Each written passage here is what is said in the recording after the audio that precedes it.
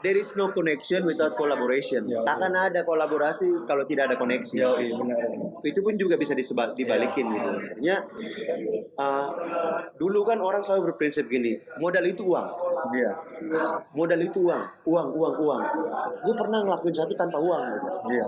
Apa modalnya? Koneksi. Koneksi ya. Gitu.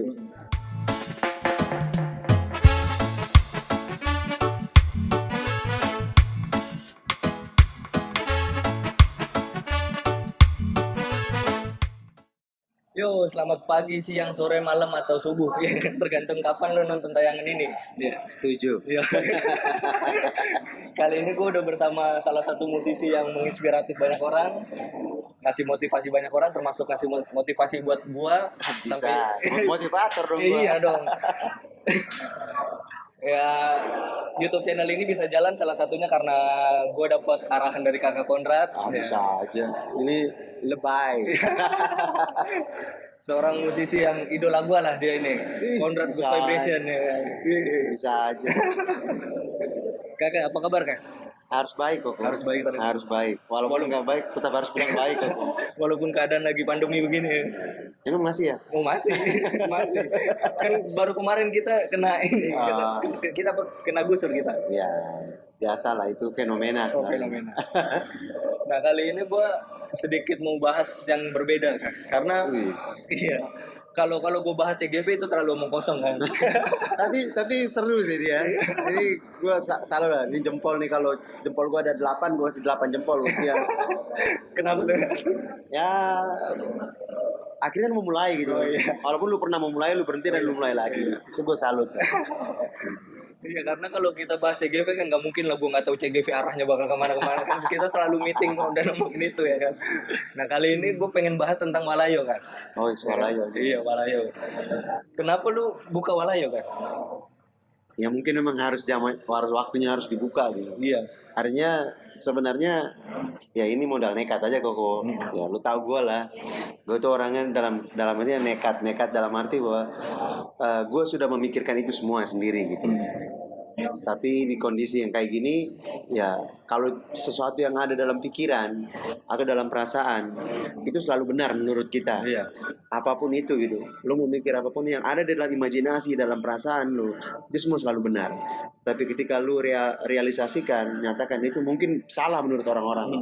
Gue coba membuktikan itu gitu kan. Kondisinya bahwa kita semua lagi dapat pandemi. Iya. Awalnya duit itu rencana gue mau pakai buat video klip. Iya, gue tahu Buat itu. video klip, karena gue pikir bahwa kalau gue bikin video klip, terus kalau nggak jalan atau ini, ya gue coba. Gue egois kan, karena gue udah punya istri, punya anak-anak. Yang notabene mereka juga kehidupan harus terus berlanjut gitu kan. Iya, benar. Gue pikir gue harus buat satu usaha yang setiap hari gue bisa dapat fresh money, cash money gitu. Jadi setiap hari gue bisa megang duit nih. Kalau video klip kan nggak bisa langsung kan. Kalau kita buat satu di YouTube kan, dia nggak bisa hari ini tayang, posting di YouTube, bikin konten langsung dapat duit. Iya, betul. Butuh waktu. Iya. Tapi ya gue coba ngejalanin itu, ya salah satunya kenapa akhirnya gue mikir gue Walayo. Awalnya karena gue mau syuting di tempat ini. Gue hitung-hitung semuanya sama pengelola di sini, biayanya agak over. Ya gue punya duit segitu, gue nekat. Gue bilang sama bini gue, bos kita buka ini aja, warung aja. Nekat nih, ya udah nekat. Ajar jalan akhirnya. Iya. Terus kenapa ini kak? Kenapa harus Walayo untuk Walayo yang jual makanan segala macam? Dan itu kan lari banget dari kehidupan lu yang sebenarnya seorang musisi gitu. Kenapa nggak jalan yang di bidang musik? Apa menurut lu musik ini lagi nggak bisa sama sekali sekarang? Bukan nggak bisa gitu. Sebagai seorang musisi, berarti gue adalah manusia. Iya. Yang notabene gue harus tetap menjalani hidup gitu. Entah sebagai profesinya gue sebagai musisi, tapi basically gue adalah seorang manusia yang harus tetap jalan. Dan juga gue seorang suami, gue seorang ayah, gue seorang kepala keluarga. Sehingga gue harus berpikir untuk gimana menjalankan perputaran ekonomi itu. Gue nggak bilang musik itu berhenti, karena buat gue musik adalah tempat dimana gue bisa melarikan diri dari semua persoalan. Oh iya betul. Itu gue pilihnya musik, karena di musik gue bisa lakuin apa aja gitu loh. Gue bisa nutupin persoalan hidup gue bisa nutupin apapun. Jadi buat gue sebrengsek apapun dunia, seperang apapun dunia lagi apapun, musik adalah gue akan tetap main musik karena di rumah pun gue bermusik. Oh iya. Walaupun bukan depan orang-orang gitu. Jadi ya itu gue tetap jalan. Jadi gue jalanin Walayo hanya untuk biar bini gue punya aktivitas, gue juga bisa keluar dari rumah dan ya jadi tempat nongkrong. Dan walaupun Walayo ini kan tagline-nya ada di lagu ya sampai ada di Walayo karena apapun yang gue buat, gue udah pikirkan dulu gitu loh. Soal itu jalan apa enggak, tapi gue buat dulu. Jadi tagline itu karena lo cari Walayo, yang ngucapin Walayo itu di Jakarta cuma gue doang. Emang gak ada lagi Gitu, kan? ya. Jadi gue bilang udah cukup lama gue pakai tagline Walayo. Awalnya memang agak malu-malu kan. Walayo artinya apa sih? Tetapi gue butuh tenaga lebih untuk bisa menjelaskan ke orang apa makna Walayo itu kan. Karena Walayo itu berangkat dari bahasa daerah gue di Larantuka. Terus gue pakai di Santai Saja Esok masih ada. Kemana-mana ini nggak. Gue pikir ya Walayo itu bisa jadi brand. Nah, Kayaknya jalan dari sini. arti dari Walayonya, sedetail-detailnya kan? Ini kan baru sampai segitu. Kalau Gitu doang. makna sebenarnya, Iya. kalau makna yang memang secara arti itu ini, wala. Wala itu adalah ngerokok. Itu wala, bahasa Larantuka. Tetapi secara filosofis itu adalah ajakan orang untuk bisa jadi lebih dekat, ajakan untuk orang mampir ke tempat kita, berteman dengan kita, berbicara sesuatu dari hati ke hati, gitu kan. Jadi kalau di kampung gua tuh wala dulu. Oh iya. Jadi ajak orang ngerokok dulu. Jadi rokok itu kan temannya pasti kopi. Iya. Dulu kan di daerah itu belum ada nih Samsu apa rokok belum ada, tembakau gitu kan. Jadi wala itu adalah ketika kita begini nih. Itu namanya wala. Nah, lu paham kan maknanya? Iya. Jadi gue pengen ambil filosofi itu bahwa ketika orang datang ke satu rumah seseorang, ketika orang itu tamunya itu buru-buru pulang, tuan rumah selalu bilang, jangan pulang dulu, kita wala dulu. Walaupun lu nggak ngerokok, tetapi di setiap rumah di kampung gua dulu, setiap rumah tuh harus siapin rokok. Entah tuan rumahnya nggak ngerokok. Gitu. Berarti secara nggak langsung Walayo itu atau wala itu artiannya luas juga ya kan? Artinya luas. Bisa dikatakan nongkrong juga Ya sebenarnya. nongkrong benar. Gitu. Nah terus untuk ini guys menu di Walayo nggak mungkin kan lu langsung bisa kan bikin segala macam, segala jus, nasi goreng, terus ada singkong, dan singkongnya enak banget itu. Guys, thank you. Iya, gue udah pernah nyobain singkongnya enak. Boleh nih singkong mah. Singkong dan serangan. terus ada lagi pisang keprak keju segala macam, itu nggak mungkin langsung bisa kan. Nah itu awalnya gimana, lu coba-coba sendiri atau lu lihat di YouTube atau belajar dari siapa? Kalau soal menu sih sebenarnya gue nggak ada urusan. Gue cuma menamakannya aja. Makannya doang. Gue berangkat karena gue nekat. Bini juga harus nekat, gue bilang. Jadi gue tak bilang sama dia, kita jualan snack lah, gue bilang, makanan ringan, teman kopi atau segala macam, buat temen nongkrong gitu. Dia bilang jualin apa? Gue bilang jual apa yang lu bisa buat. Kebetulan lu kalau ke rumah gue kan pasti disuguhin pisang goreng, kadang-kadang singkong. Iya. Ya gue rasa ini masakan bini gue lumayan enak menurut gue gitu kan. Enak. Nah, dia bilang kenapa kita nggak jual aja yang lu bisa gitu lah. Itu aja sih. Jadi gue pikir tuh gue memindahkan situasi di rumah, gue datangkan ke sini gitu. Sesederhana itu. Itu. Jadi gue selalu bilang ini welcome home. Ya, Nah, gitu. Salam nyaman selalu. Walayo.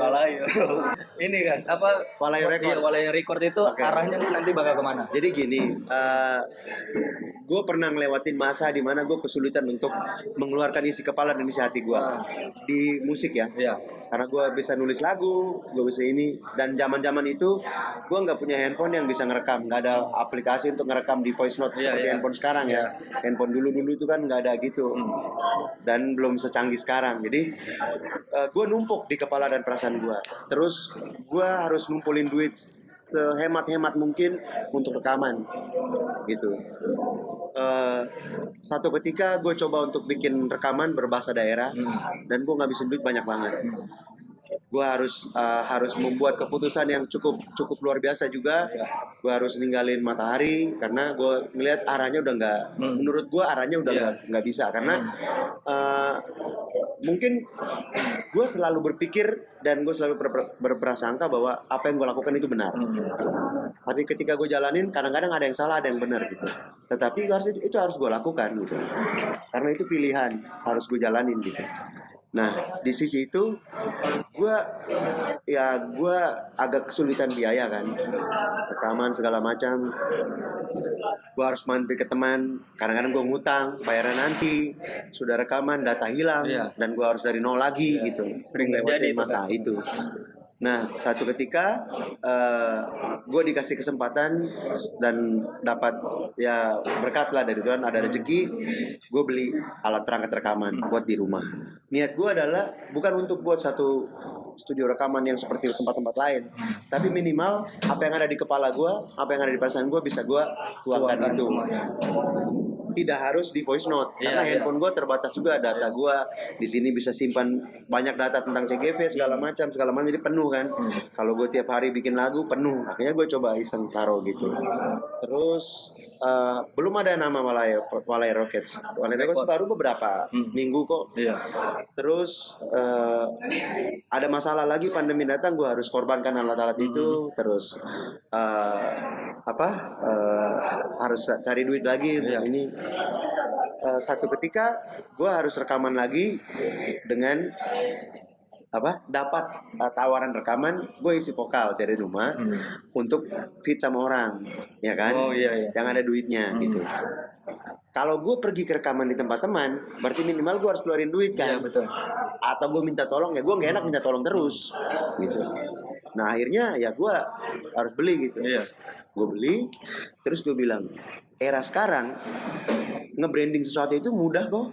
Iya betul, karena sosial media sudah banyak. Sosial media, terus gue bilang ya kenapa gue nggak bikin aja. Jadi Walai Records itu niat gue adalah gue bikin satu tempat rekaman, notabene di mana kalau gue punya waktu gue bisa bantu teman-teman yang punya kemampuan, punya talent, tapi dia nggak punya duit. Dan jadi gue pengen bahwa dia jangan sampai ngalamin masa seperti gue gitu. Gue nggak mau gitu, karena yang di kepala gue adalah regenerasi itu lebih penting dibanding gue mengejar nama besar gue gitu loh. Karena kakak udah besar. Ya itu terserah ya gitu. Artinya bahwa ketika gue tarik di reggae Indonesia, ya gue bisa dari kampung gue datang ke Jakarta, bukan orang asli lahir besar di Jakarta, tetapi gue bisa nongkrong bareng sama Cepeng, Ras Muhammad, Mas Tony, Deep X. Artinya minimal bukan itu sebagai satu motivasi buat gue gitu kan. Oh akhirnya gue bisa ada di titik ini. Proses yang gue jalanin itu, gue nggak harus maksa orang harus jalanin seperti yang gue jalanin gitu. Tapi gue tetap kasih motivasi bahwa untuk mewujudkan mimpi itu tidak mudah. Nah, gue berusaha untuk membantu mereka, jadi meringankan bebannya. Yang penting gue tanya ke mereka dulu, lu bermusik untuk senang-senang, hobi, atau untuk profesi? Kalau dia jawab senang-senang, gue nggak bakal bantu. Gitu, karena gue buang energi. Capek-capekin aja. Kalau dia serius bilang mau jadi profesi, ya udah ayo sini. Gue akan trigger, gue akan selalu bikin ujian menurut gue sehingga dia kuat. Gitu, karena banyak teman-teman gue juga yang lahir besar di Jakarta, tetapi ketika mengalami persoalan di dalam bermusik, pecah bandnya, mental dan tidak jalan lagi, ganti profesi segala macam. Ya itu gue nggak mau, karena prinsip gue tadi regenerasi itu lebih penting. Dan kata Mak Walayo adalah kita membuat orang tuh betah. Harus jangan cepat-cepat pulang, jangan cepat-cepat keluar. Yang buat orang nyaman, Walayo itu.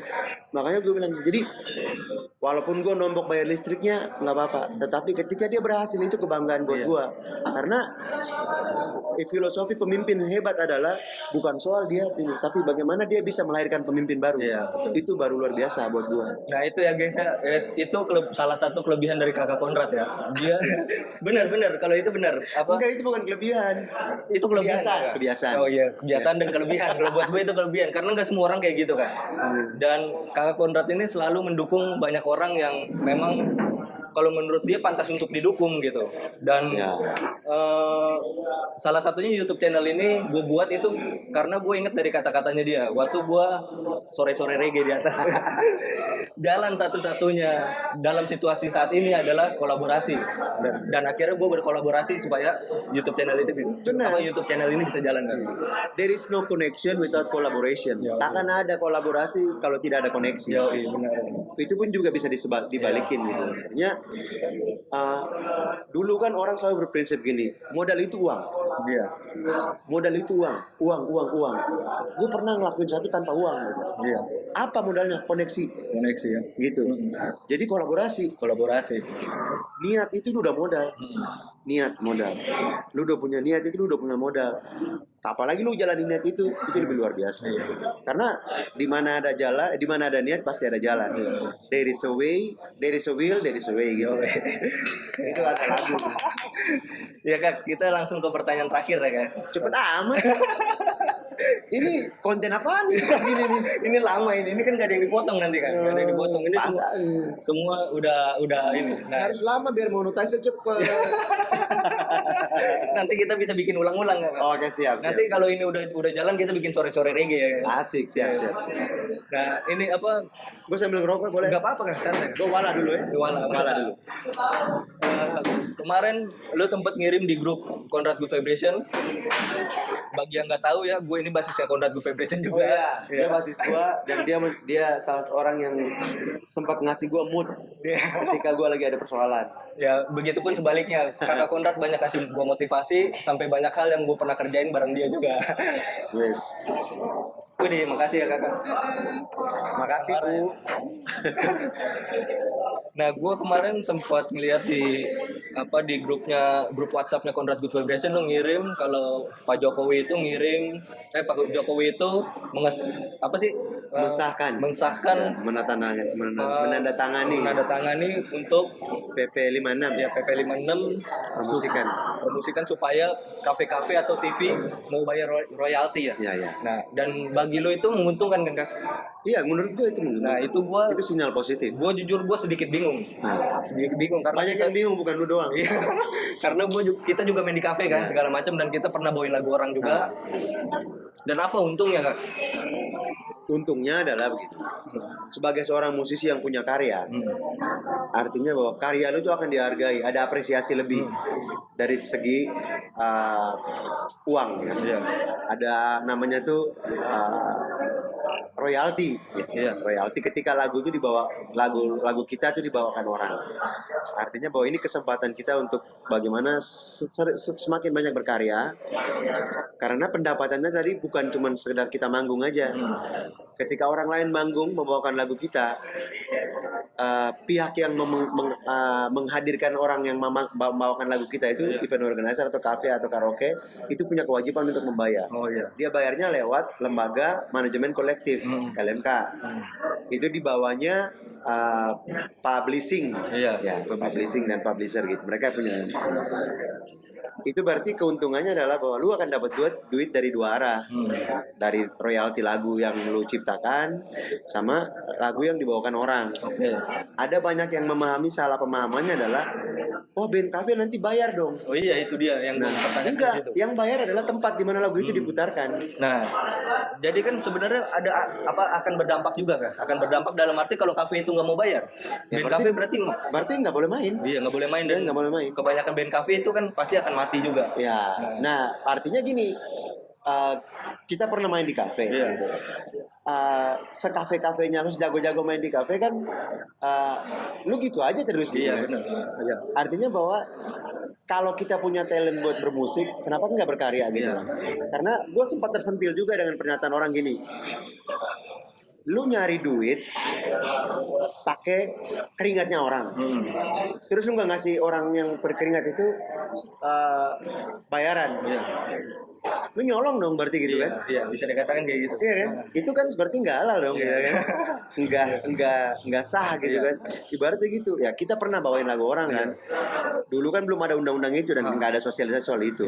Setelah gue tahu, ya gue mulai berusaha untuk sebisa mungkin main lagu sendiri gitu. Jadi ya keuntungannya selain kita dapat uang dan dapat uang, kita juga dituntut untuk berkarya. Ya, itu dia. Dan terus band-band kafe pun semakin selektif akhirnya. Enggak. Jadi ibaratnya gini. orang bikin band tuh bukan sekedar wah malam ini ketemu band. Jadi ya kita datang nonton band zaman dulu nih tahun 2000 ke bawah tuh. Itu orang di Jakarta tuh band cafe di Jakarta tuh dia benar-benar main tuh bener.